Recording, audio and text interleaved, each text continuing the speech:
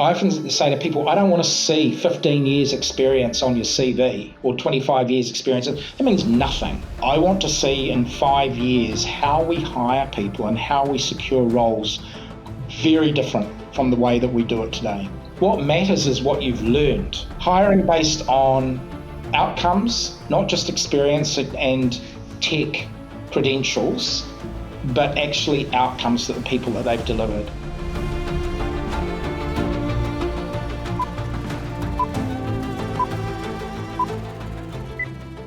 Hello and welcome to another episode of Ways to Wealth. Today I am joined by Craig.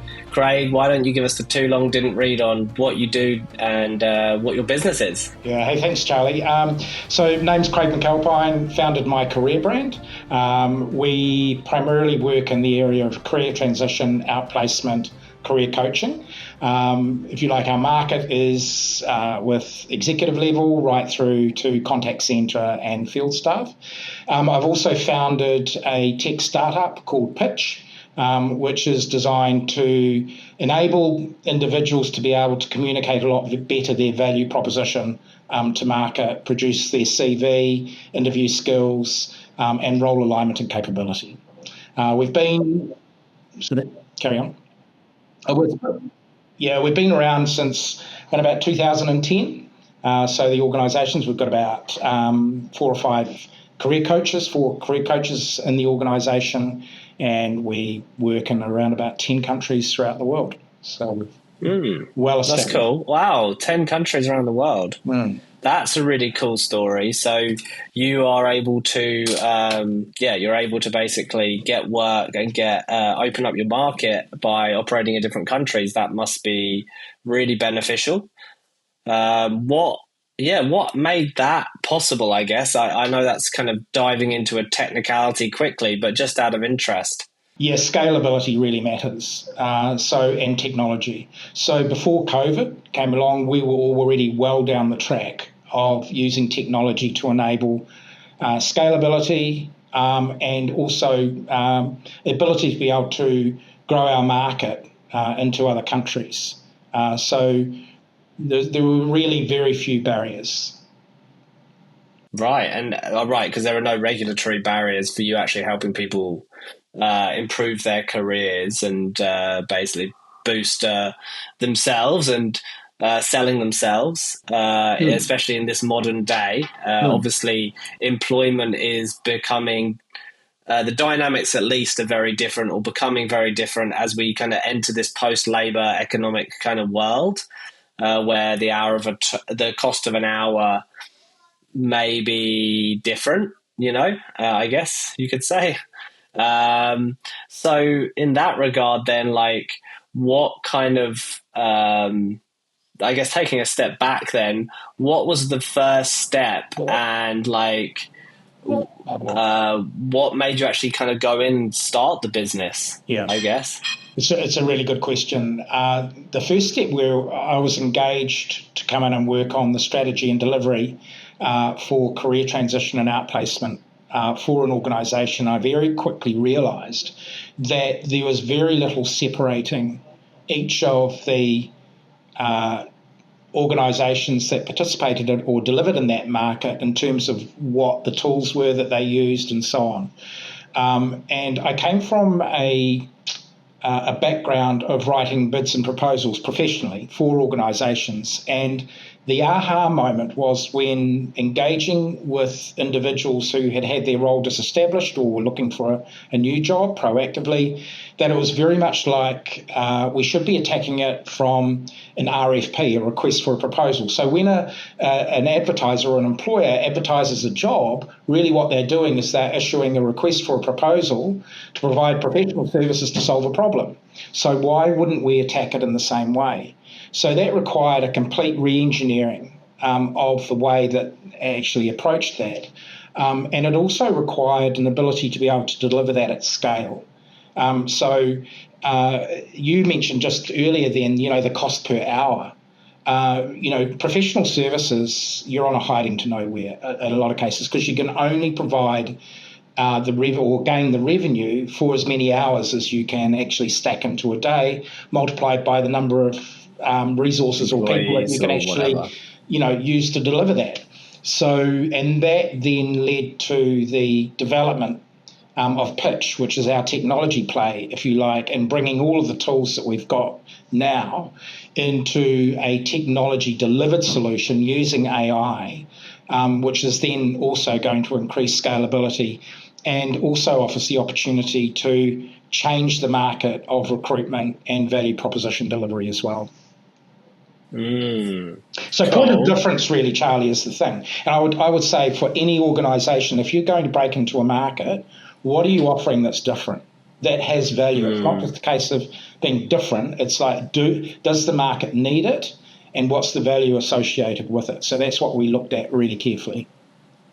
Yeah, right. And the kind of point of difference you were taking were basically, hey, if someone's putting in, if an external provider might put in a lot of time to provide an RFP for a $100,000 piece of work, then if there's $100,000 or $150,000 executive, then essentially they should be putting in a similar effort ultimately, or would at least benefit from that.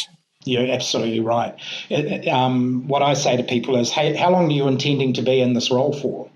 Now, some of the people that we work with, okay, so there's 45K a year clients right through to 1.5 to 2 million remuneration, which is a lot of money. So if you say to them, okay, so how long are you going to be in that role for? 3 years. Well, if we take it back to even a 80K candidate or a job seeker, that's $240,000.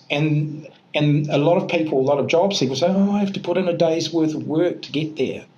Well, actually, organisations that are bidding for 100K of work will put in a whole week to actually write the RFP response. So, there has to be a shift in the market for job seekers. One is strategy, so their strategic direction. Two is the amount of investment that they make in their career, so they're really a business. And so what we did was we went about actually applying the same principles to work with our clients to shift mindset, but also to shift not only in their jobs search and capability in that area, but also in the way they approach it. So looking at the benefit that they deliver first rather than the technical or functional delivery. Because if you just look at the technical delivery, all you're doing, and this applies to business as well, same with podcasting, we're doing the pod, well, what's the benefit? What are you actually producing? So we got them our clients into the realm of thinking, what is the benefit to the employer that I'm delivering? What's the gold I'm leaving on the table rather than just the technical delivery? And before you started the business, did you think you were going to become a business owner? Both my parents each had their own businesses. So I grew up in a family of business owners.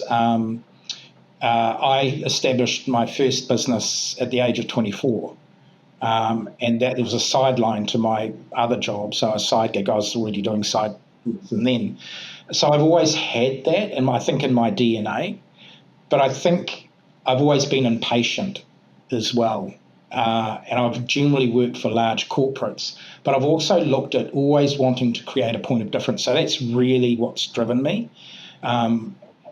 Delivering something that's better, faster, it's got quality attached to it and it's got a real outcome attached to it. And in the end of the day, I think working for a corporate is great because you have an awesome amount of support. They provide great outcomes, or can do.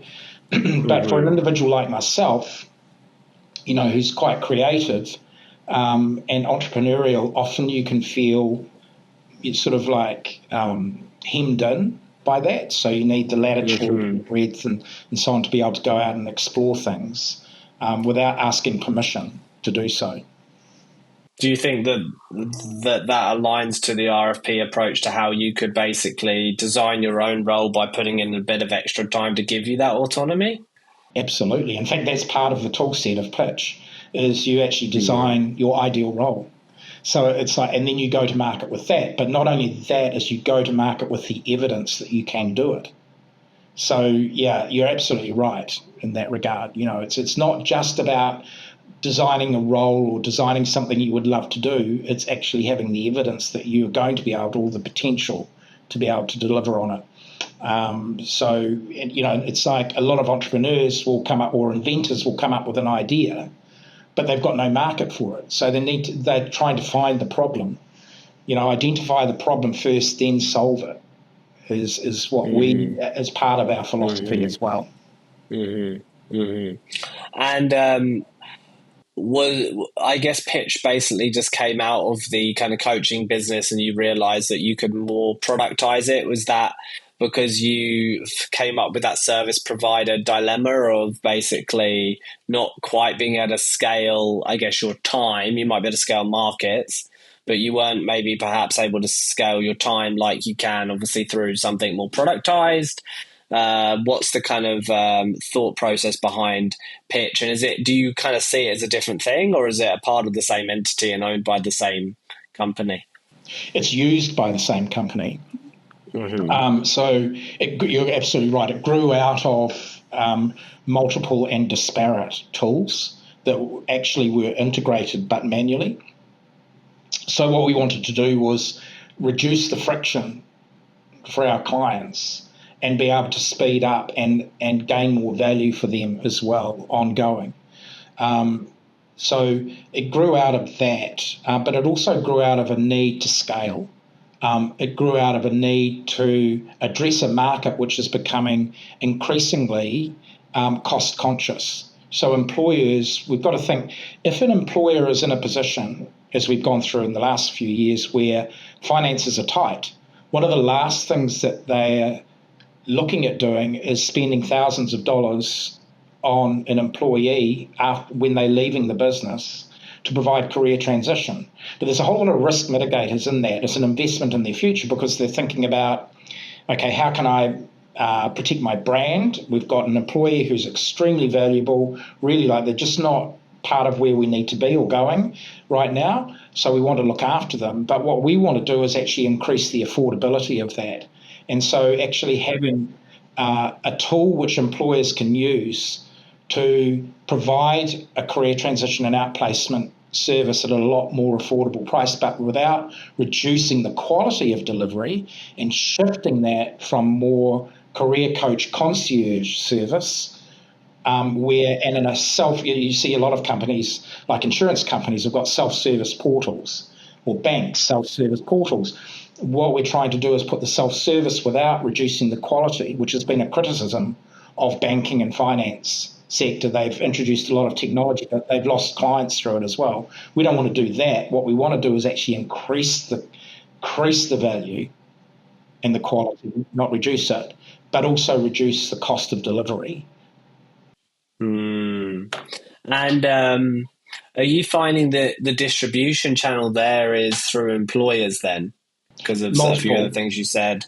Yeah, multiple distribution channels. Yeah, yep. So it could be somebody like yourself who's going to market, who comes to us and says, "Hey, look, I need to get my CV out. I need a coach, but I can't afford, what our fees are." And so we can provide you with that, reduce the amount of time of coaching. So it's retail as well. So it's B2B and B2C.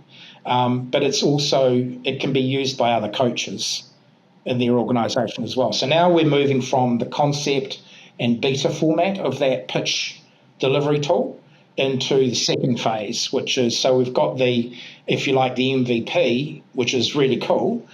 But now what we're doing is we're taking all of the learnings from the MVP, the client feedback, the usability for coaches as well, the outcomes, the introduction of AI and how amazing AI is now, but without losing the human aspect of it. So now we're on to phase 2, of that, and we're going through the design phase of that right now to take that to market. How did you manage to bootstrap the technology build yourself? Like, how did that come about? What were the learnings, and how did you go about it? Yeah, we did bootstrap it. MyCareerBrand has effectively funded it.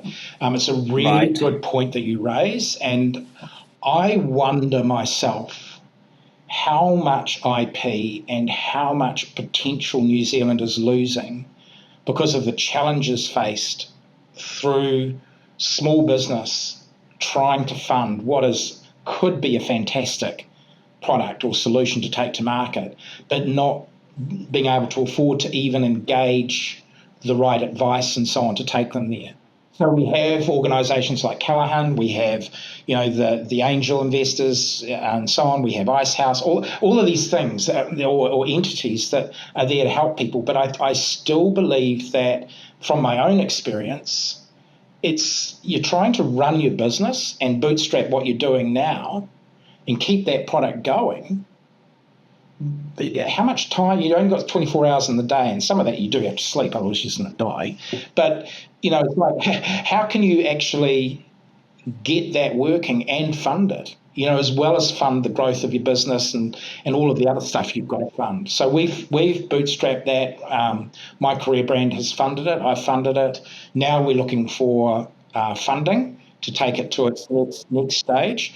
What's really important to us, though, is that the funders are actually on board and value what we're doing, not just seeing it as a cash cow or something that they're going to be able to sell off and whatever. They've got to be actually values driven and on board with the concept of actually what we are. Part of our values, our tagline is leveraging your potential. And so everything we do actually has to end in a smiley face. So if that's that, and that's what we're looking for from funders to take us to that next round. And I think for small business in New Zealand, I'm still looking. In fact, I said to my partner the other day, we were driving down to Auckland from our house, and I said, you know what? I'm not seeing from the government today, or the previous government, or in any policy releases, what they're actually doing for small business to grow, because big business will fund themselves. They've got access to banking and finance that small business just doesn't have. So this is not a criticism of any particular party, but I'm just not seeing, the overt encouragement and direction coming through. Now, they might say, oh, go read, but I'll come back to what I said before. Small business owners are actually just trying to survive today. 25 was meant to be about survive and thrive, or thrive. 25. Yeah, that's right. Never 25 survive. Yeah. I mean, I think that's a pretty bad. Well, I think what's interesting about what you're trying to do with your business, and is it the coaching business that's managed to get international kind of revenue stream?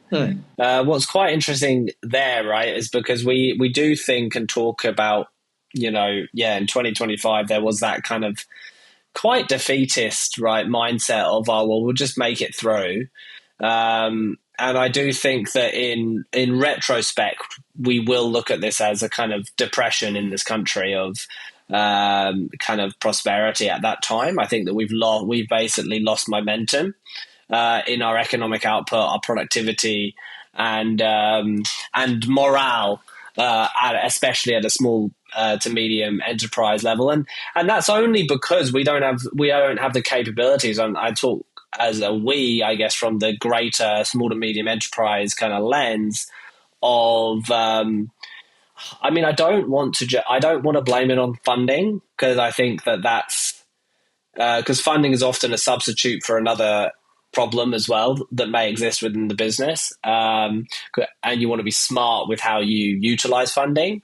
But I think that if you look at the bigger businesses that do have access to debt, they actually kind of in many cases do have subpar products and businesses, but they are able to attract a lot of debt, and they have a lot of debt on their balance sheets. You look at some of the public companies that are having to, that are innately in competition with some of the biggest companies in the world, right?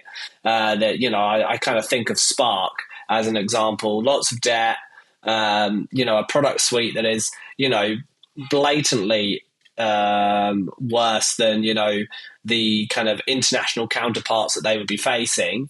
Yet they can survive because they're public and they have those routes to the bond market, etc., and different debt products, etc., which small to medium enterprises obviously don't have.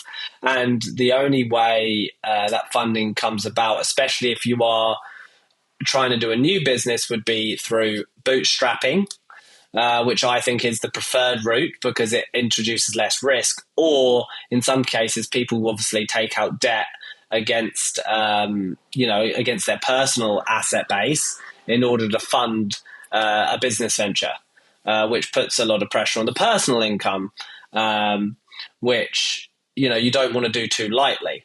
So I guess I find myself quite torn between, are we just being quite pessimistic and insular in how we think about doing business, or are there ways in which we could, broaden our horizons and kind of think about a more prosperous future that can work in an actionable way, not a idealistic way like, hey, we just need more stuff. But it's more like, how do we serve a bigger market, perhaps, might be the answer for some small businesses.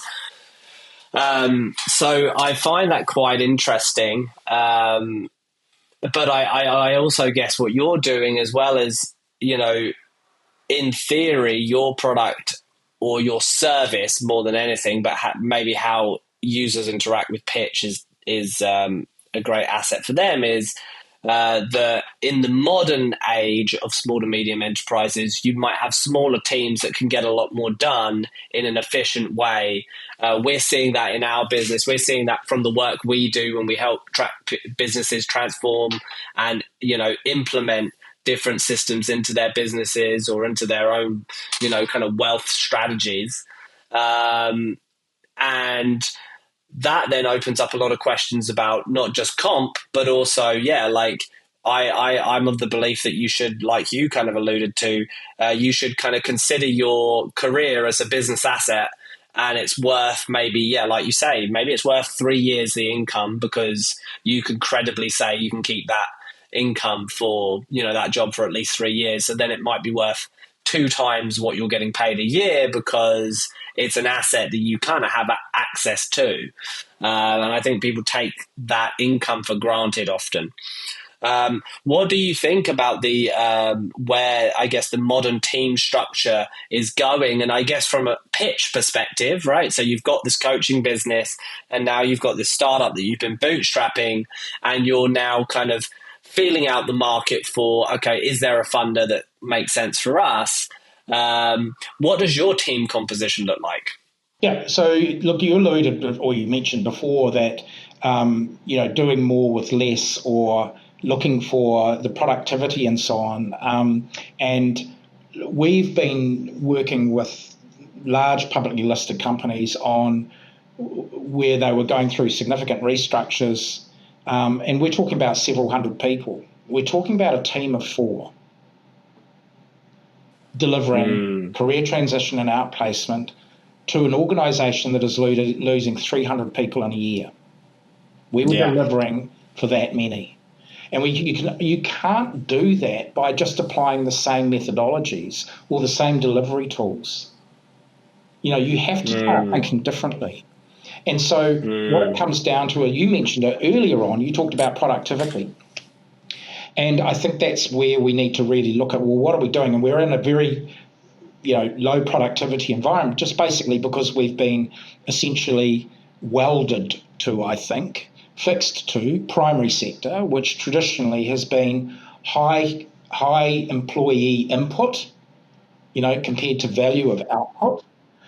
Whereas other countries have actually got manufacturing or so on, it might be actually very high.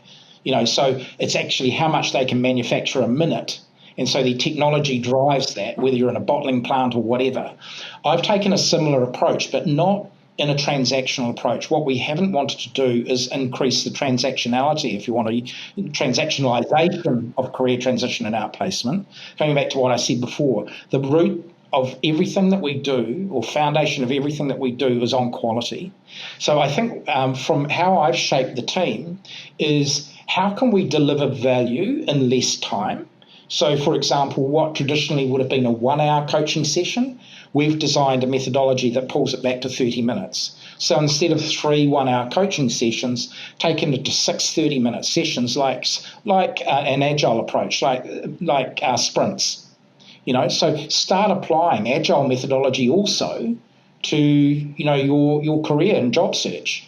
So there's a whole lot of methodologies and tools out there that are already there, What we've got to start doing is starting with a clear sheet of paper, not trying to just move the deck chairs around and trying to shunt technology into what has been a traditional career transition outplacement or career coaching business. Start with a blank piece of paper. What do our clients need? What's the outcome that we're looking for? And then redesign it. Then what are the resources that we need? Instead of saying, who are the humans that we need? Start saying, what are the resources that we need? What's going to create the most effective outcome? And humans will naturally come into that because, technology AI is not human. So, and we're dealing with people. We need the humanistic engagement and so on that we've got. So you're absolutely right. If I'd gone to market and said, I need to grow my business. Okay, I'm going to hire 100 coaches. That's not going to deliver what we need to deliver in a competitive environment, and it's certainly not going to enable me to scale globally, which is what New Zealand needs. New Zealand needs to, and we can do through technology, we can shift where we've been in shipping frozen carcass to the UK to actually the delivery of some outstanding, Xero is a good example, of that. And, whether we like how it was founded or whatever and all of that stuff right at the very beginning or what it does, the reality is that that's a massively scalable business and grow an incredible wealth for its shareholders and created outstanding employment opportunities and created great tools and so on for its customers. So, if we can start shifting the mindset, shift how we think, instead of moving the deck chairs and re-engineering and little tinkering around the edges, think differently. And so, with that in mind, then, what does success look like for you in the next 5 years with the business, with this emerging business? I don't know if it's the same cap table or how you've organized it. But yeah, what's kind of success look like for you over the next 5 years from an agile perspective? I know that roadmaps change. I know that every forecast is wrong ultimately, but the process of taking the time to think about it is very beneficial for us in our careers, in our business life, et cetera, and it's something that we really advocate for with the business owners and the founders that we work with, right? Which is, how do you predictably and reliably take bites at the apple? Yeah. So what does success look like for you? Yeah, success for me is transformation. I want to see in 5 years how we hire people and how we secure roles very different from the way that we do it today. And not just for the sake of being different, but actually delivering great outcomes. So the hires are a lot more successful. Hiring based on outcomes, not just experience and tech credentials, but actually outcomes that the people that they've delivered. Now that will mean if we look at recruitment today in its current form, I think it's got to change. It's not sustainable the way it is. I want to be a part of that. I want to be the engine behind the transformation of the way New Zealand hires, to be able to create much better productivity and to be able to leverage the assets of the IP in the people that we have, not lose it.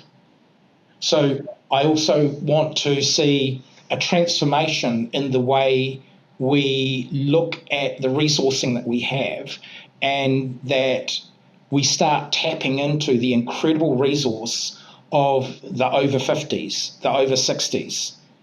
Somebody made mention, I didn't want to climb into the debate because I think it's a bit emotional, but it's like, I'm sick of seeing events that said the under 40s.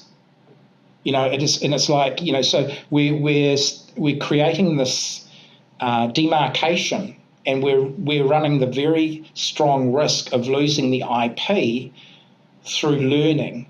So I often say to people, and I know this is a roundabout way to what does success look like, but I often say to people, I don't want to see 15 years experience on your CV or 25 years experience. That means nothing. Yeah. What matters is what you've learned. So what I want to see is success for me will see New Zealand leveraging our learning a lot better than what we're doing now. And when I can see that, and if I've got a part to play in that, that's success. Yeah, and it's like, what? Yeah, great. You have 17 years experience, but what were those catalysts that made the difference, right? And can you identify them? Because those are going to be the things that people remember. People think in stories, right? So, and in this day and age, it's like, it is very much, how does this person, and I've done it for years personally, just because I just find it a lot easier with the way I work, of designing roles around people rather than the other way around. And that's also a function of always being or building new things that are kind of relatively early, because you don't have the benefit of being like, oh well, I just need a marketing person.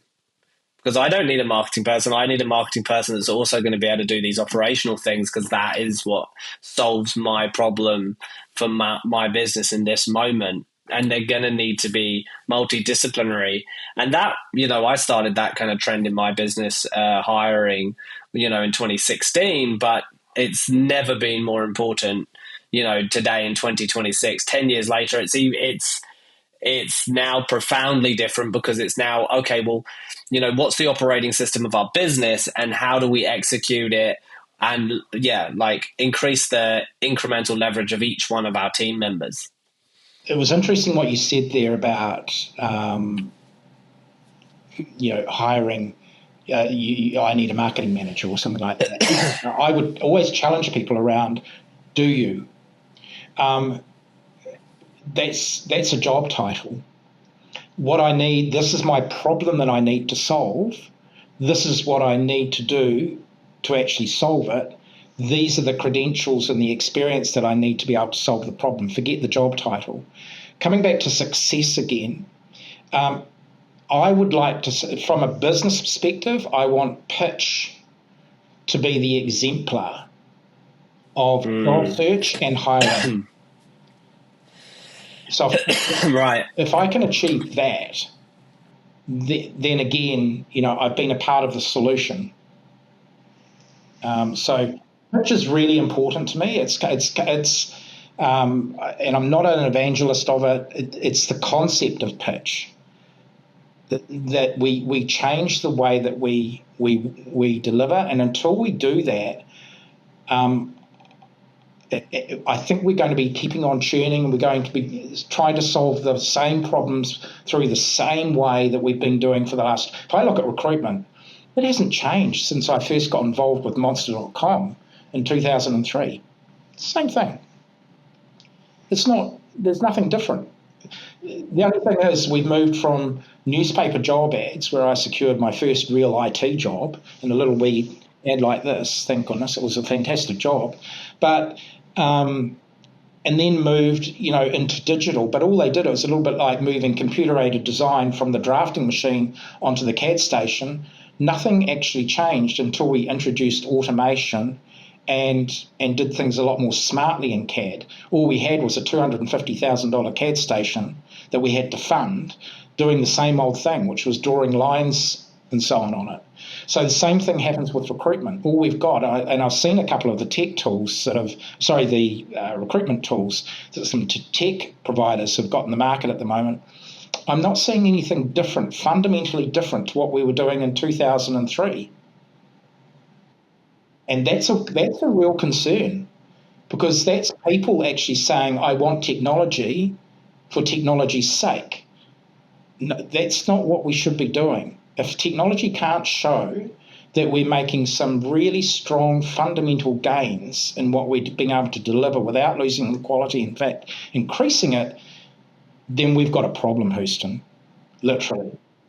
So success for me will be transformational change in the way that we deliver. I just happen to be in the HR space.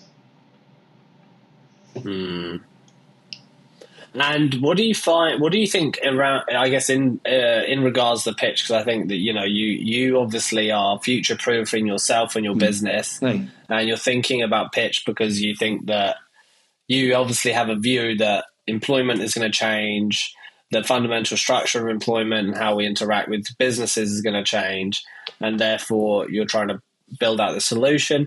What do you suspect your biggest challenge is going to be, like, going forward? Like, what, or and perhaps personally to maybe the team makeup or how you guys are operating? Like, what do you feel like, it keeps you up at night, or kind of is something you're like, oh, I'd really like us to solve this? Gosh, I might offend my technology people if I say what keeps me up at night. When I see some error come through, that really makes me that makes me worried, because I've got bugs and things like that really keep me awake at night, because it's like, oh no. And I'm really client focused, so when a client has a problem, it bothers me a lot. It's not just, oh yeah, okay, we'll get to it tomorrow. It bothers us. That keeps me. No, I think that you asked me, the biggest challenge: not moving fast enough, not being nimble enough. So I want to be small, I want to be nimble, but I want to be big. So that means, if you know what that means, it means I don't want a plethora of a massive team. I don't want to be like Xero, where they had 900 developers working for them and then had to lay half them off. It's like, I don't want to be like that. I want to be able to deliver great things, with the right number of people. I want to deliver it fast. I want to deliver it with agility. I want to be able to forecast out, to be that visionary that then backcasts. And I had a conversation with my BA yesterday. I've hired a BA to help me guide this thing pitch, because otherwise I can't do my day job. And we would immediately we come through a process, and we're coming to modularization. Deliver it in modules. Don't wait for the big bang, because by then somebody will have run us over, particularly with AI the way it's working now. Mm-hmm. Yeah, for sure. Yeah. So I think that's the thing that's keeping me awake at night, or the biggest challenge, I think, is how can I move with agility without losing the quality and the outcomes that I want to achieve. So I could draw funding for $1 million tomorrow, if I could. But would that solve the problem? No, because all I could be doing, I could be like, what was it, that Martin aircraft? I think I just read about that the other day. One of the biggest tech failures, the Martin. They did the jetpack, Martin jetpack. Right. At one stage, I think they were valued at 240 or something, 250 million or something, and they went from hero to zero. So I don't want to be that. So I think, it is a challenge. It's a big challenge, and I'm loving it. Absolutely loving it. Awesome. And I guess maybe for the other business owners as well, like in the audience that are currently, doing that, right? Maybe they are the small to medium enterprise that is surviving, or they very much have a job and they see a future and they want to be a part of building that future. How do you propose they start to make those steps like you have towards having an MVP and a workable product, that you're able to then think about these more kind of larger ambitions like funding and building the business, et cetera, et cetera? I would say have your champions. And I don't think that your champion can be your partner. And I'm not talking about your business, I'm talking about your life partner. Unless they're in business with you as well, but then it would become all-consuming. And I think you need that person who's going to challenge you as well. And I think you need to be up for being challenged around that. We hear of a lot of inventors that invent something and then go looking for the problem. Understand your market, know what the gap is, know what the market needs. If I come back to Xero again, what they saw was a lazy, fat competitor out there, in MYOB, okay, that had been dragging the chain, was still delivering on CDs. Xero had its fair share of problems, no question. But it takes, so I think, be prepared to be the disintermediator. If you're not disintermediating and creating value, then what are you doing? You're just going to be trying to fight on margin. if you're going into a business like professional services and you can't differentiate yourself, all you're going to be doing is treading on a downward spiral of margin. Can't do that. So I think look at that, look at who you've got on board, think about what you need before you think about how you're going to fund it. Think about what you need and then say develop the business case for funding. Because that's what, if you can't fund what you need, what's the point? Don't come up with a dollar figure now and say, I've got $100,000, this is going to invest. Look at what you need to build and then looking at what it's going to take, resourcing to get there. And there's a whole raft of issues, of things you need to look at, but be brave. Back yourself as well. You've got an idea, see it through, but be prepared to let it go. And I think that's where there's if it's not going to work, back off. And I said that to my BA yesterday. I said, maybe we just don't do this. That Right. was a fleeting thought. Is it this in general, or this was a specific thing? Pitch. It's always at the back, right. always questioning myself. It's like, maybe we don't do this. Okay, so, and it could be a component of pitch, or it could be the whole thing. It could be the whole next phase. You've got to be prepared to question yourself as well. Just be able to, if that makes sense, like question what you're doing, but back yourself. Be prepared to exit. If it's not looking good, don't run yourself broke by facing something that's got no value, but just because you're emotionally attached to it. Yeah, awesome. Yeah, well, thank you so much for coming on the pod and taking the time. I think that's great advice to end on for sure. And thank you so much. It's been fun. Yeah, you're most welcome. Yeah, thank you. Thank you for the opportunity, Charlie. Take care.